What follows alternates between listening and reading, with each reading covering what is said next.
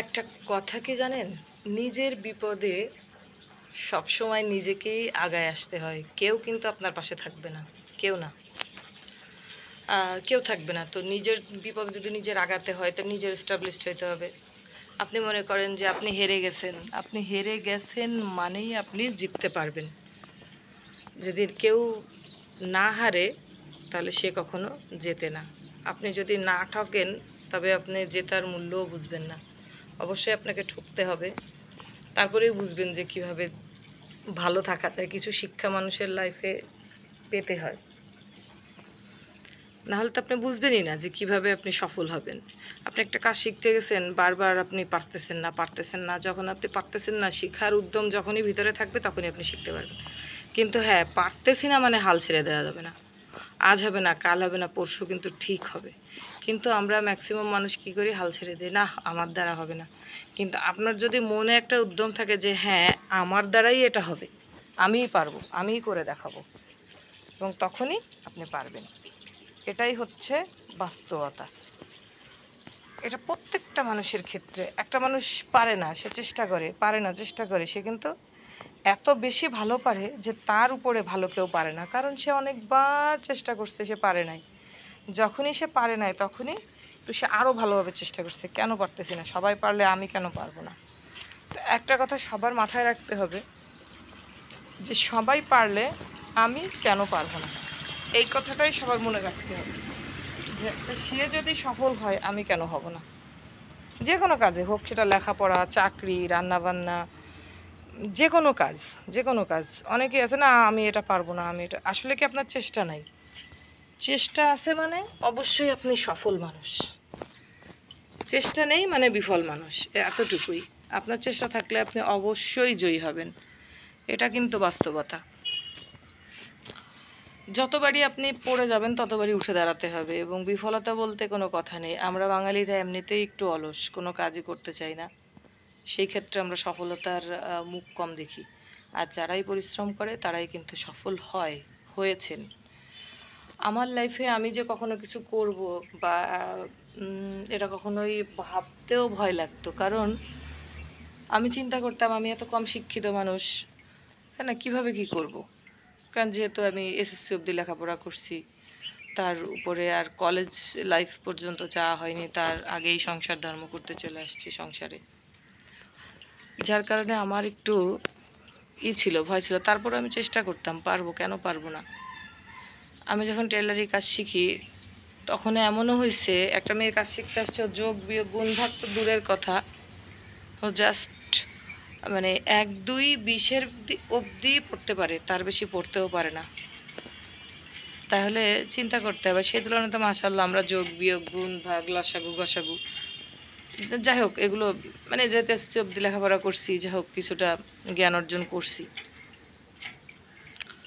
তো যেহেতু টেলারিং করতে গেলে যোগ বিয়োগ গুণ ভাগ অবশ্যই দরকার। এতটুকু জানলে একটা মানুষ টেলারিং শিখতে পারে।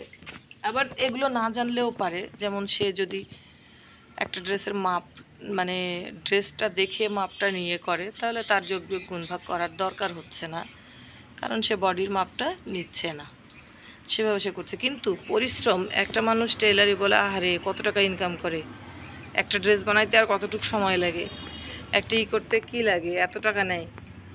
যারা আমার কাছে কাজ শিখতো প্রথমে তো ওরকম, আন্টি এত মজুরি অত মজুরি। আমি করছি কি, তোমাদের আমি বিনা পয়সা কাজ শেখাবো, বানাই শুধু আমারে দিবা। পরে ওরা বলছে না আন্টি আমরা টাকা দিয়ে কাজ শিখবো। ওকে ফাইন, ওরা কাজ শিখতে আসছে। তো ওদের যখন আমি কাজ শেখাচ্ছি তখন আন্টি এত কঠিন, আন্টি পারতেছি না আন্টি। আমি যে কেন, আমি নাকি খুব বেশি মজুরি নেই।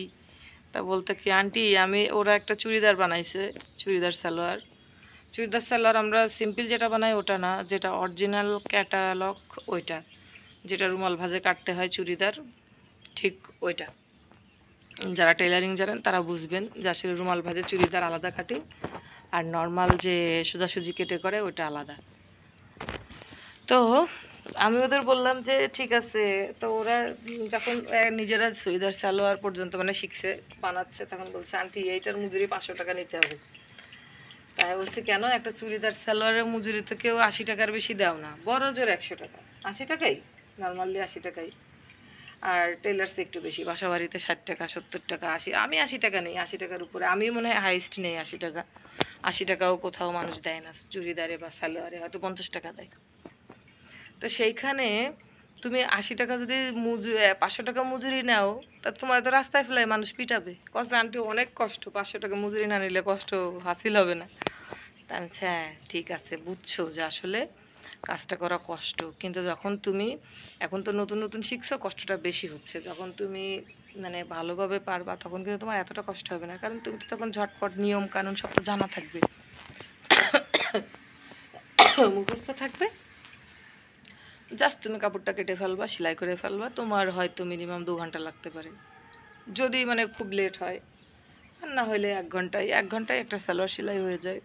যদিও এর থেকেও দ্রুত পারে, 30 মিনিটেও পারে, 20 মিনিটেও আমি দেখছি সালোয়ার সেলাই করে, 20 মিনিটে। হ্যাঁ 20 মিনিটে যারা অতিরিক্ত কাজ করে, মানে অতিরিক্ত পাকা, আমি তো অতিরিক্ত পাকা হাত না, কারণ যেহেতু আমি বাসা বাড়িতে করি এবং আমি কাজ শিখছি খুবই কম সময়, হয়তো বা 5 বছর বা 6 বছর হবে। আর যারা 20-25 বছর ধরে করে তাদের আমি দেখছি ওরা হচ্ছে বলে ভাবে একটা ড্রেস সেলাই করতে সালোয়ার পায়জামা দিয়ে 1 ঘন্টা কি দেবে, 1 ঘন্টা 10 মিনিট এরকম। কিন্তু না, আমি এত দ্রুত পারি না, সেই ক্ষেত্রে তারা একটু মনে করেন যে মানে আর্নটা ভালো করে, যেহেতু টেলার্সের তো অনেক কাজ থাকে। তো কোনো কাজ ছোট না, কোনো কাজই ছোট না। এই যে ইউটিউবিং করতে আসছি, প্রথমে একটা রান্নার চ্যানেল ছিল আমার, তখন হালুমের ভিডিও দিতাম না, হালুম তখন নতুন নিয়ে আসছে হালুমরে আমাদের বাসায়, তখন আমি একটা রান্নার চ্যানেল খুলছি। তো রান্নার চ্যানেলটা আগাইতে পারলাম না, রান্নার চ্যানেলটা নিয়ে বন্ধ করে দিলাম, আগাইতে পারলাম না, অনেক সমস্যা দেখা যাচ্ছে, এটা ওইটা, তো জেদ করেই আসলে আমি চ্যানেলটা বন্ধ করে দিলাম, ফেসবুকও বন্ধ করে দিলাম, জেদ করেই যে করবই না, জেদ করে। আমার অনেক টাকা আমি ইনভেস্ট করছি এই লাইনে, অনেক টাকা খরচ করছি, প্রায় 50,000 টাকা খরচ করছি, প্রায় না 50,000 টাকার উপরেই হবে আমার। আমি যেহেতু কম্পিউটার কিনছি, ফোন কিনছি, যেহেতু আমার ভালো ফোন ছিল না, টাচ ফোন ছিল বাট নর্মাল ছিল, সেকেন্ড হ্যান্ড ছিল, ওর বাবারটাই চালাতাম আমি।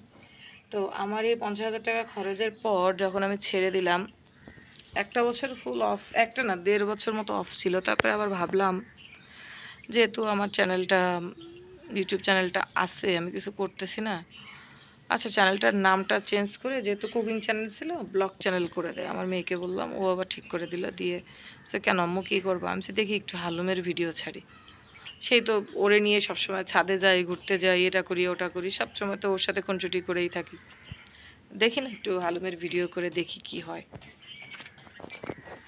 তো আমি হালুমের ভিডিও করতে শুরু করলাম এবং আলহামদুলিল্লাহ আমি শর্টের থেকে আমি মনিটাইজেশনের এটা পাইলাম। কিন্তু আসলে রমজান মাসে ছিল যখন পাইছি, রমজান মাসের সময়, তো রমজান মাস থাকার কারণে দেখা যায় যে আমার আর আসলে এদিক ফোকাস করাই হয় না, ফোকাসই করা হয় না, যে হচ্ছে আমি হচ্ছে এটা যে মনিটাইজেশনটা চলে যাবে বা কিছু, এটা আমি আসলে বুঝতেই পারিনি, যার কারণে আমি কিন্তু শর্টের মনিটাইজেশনটা হাতছাড়া হয়ে গেল। এখন আমি জানি না আল্লাহ কবে আমাকে বড় ভিডিওর মনিটাইজেশনটা দিবেন। যাই হোক, আমি হাল ছাড়তে রাজি না, আমি হাল ধরেই আছি, আল্লাহ যখন দেয় সেই অবধি অপেক্ষা করব। তার মানে কি, আমি কি হোঁচট খাইছি, ভেঙে পড়ছি, আমার তো এত টাকা গেছে, আর আমার মানে দ্বার প্রান্তে মনে করেন এসে করা নেড়ে চলে গেল আমার মনিটাইজেশনটা। হ্যাঁ শর্ট মনিটাইজেশনটা আমি জানি যে আসছে যখন যাবে না, আমি তো আসলে এই লাইনে আগে কখনো কাজ করিনি বা জানি না, বুঝি না।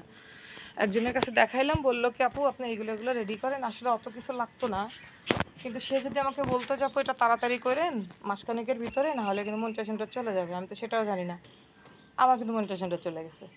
পরে আমি টিন সার্টিফিকেট করছি, ব্যাংক অ্যাকাউন্ট করছি, আছে ওগুলো আছে, সমস্যা নাই, পরে কাজে লাগবে, কিন্তু আমার কিন্তু সেটা আর হলো না। তার মানে এটা না যে আমি হাল ছেড়ে দেবো।